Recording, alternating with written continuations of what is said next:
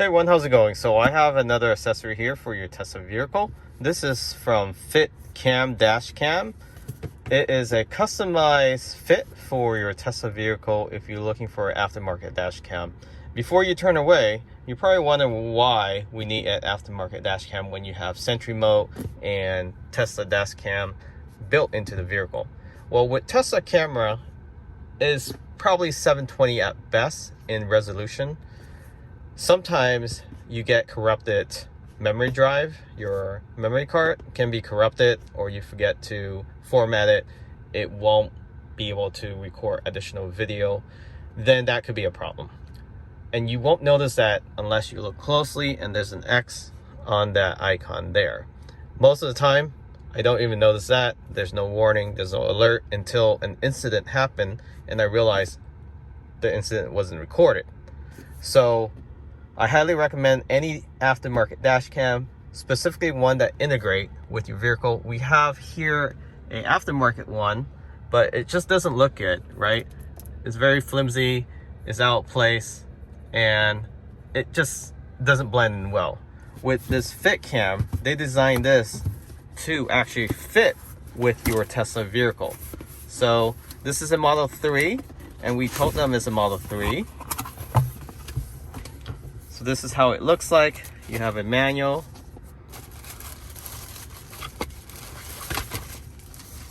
And this is the actual camera itself. This is in 4K. This will actually blend in to the casing of your Tesla vehicle. So you remove this cap, you place this here, and it sits flush. Unlike this, it sticks out like that. And from the rear mirror, you won't be able to see it. Plus, you reduce the risk of people trying to steal your dash cam. Turn it on, right there, take a photo. There's a button there, there's your memory card, and it works with the app, so you can live view it. It also comes with USB to micro USB that you can actually put the micro USB, plug in your computer, and also view and save the video there. It's a simple install. It requires just a USB plug. So if you have a 12 volt, or you can just tap into the USB adapter down there. If you have a hub, I highly recommend doing that instead. Or if you want to use the 12 volt inside your armrest, you can do that as well. You just have to buy the 12 volt adapter to USB. So let's go ahead and get this installed. We'll just remove this cap here. There's a little clip right there. You just pull this down and this will sit flush. To release this cap, you need 2 pry tool, or a credit card will work. Place 1 pry tool in while the bigger pry tool comes after, and then you can pop it open.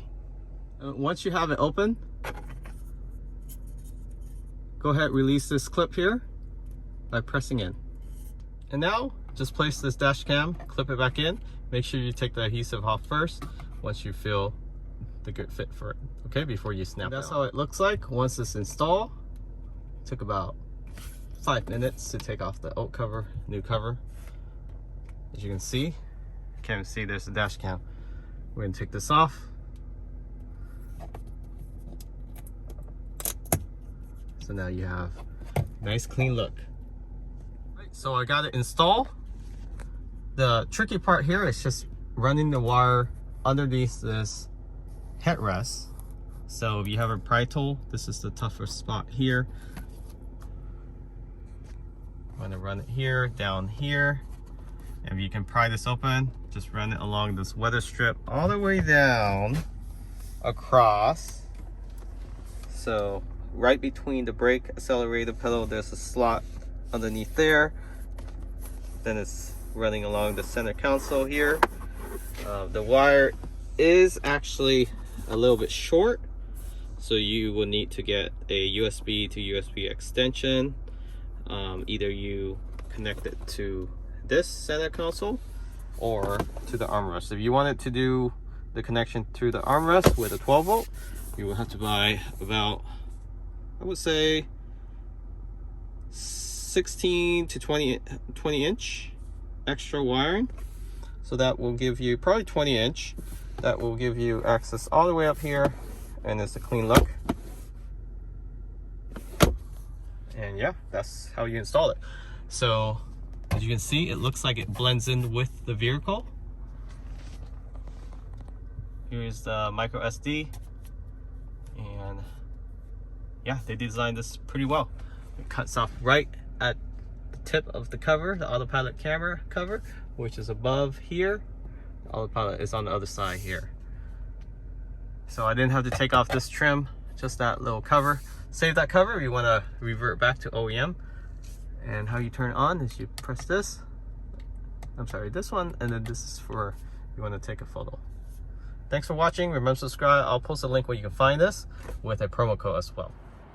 And this is how it looks like from the outside. As you can see, it looks integrated with the Tesla Dashcam, or their own Dashcam cover, right behind the rear mirror.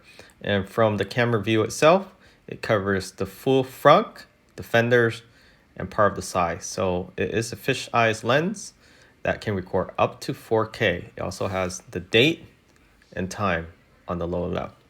You can set this up and review it within the app in loop, any saved photos that you may have. It also has auto detection on G-force, so it will lock those video if you get into an accident or you have hard acceleration or hard cornering. You can set the resolution up to 4K and as low as 1920 1080p. So the lowest resolution is 1080p, which is very good in its own. 4K will allow you to read license plate and get detail of facial expression and so forth. So you can record this in loops of 1, 3, 5, 10 minutes. Recommend 3 or 5 so you don't lose the video if it gets corrupted. And then the firmware automatically update. So here's the G-force. You can set it low, medium, high. I like to put it at medium, especially in the Tesla. Tend to accelerate hard, so you don't want it recording, saving all the time. And this is how it looks like from the inside again.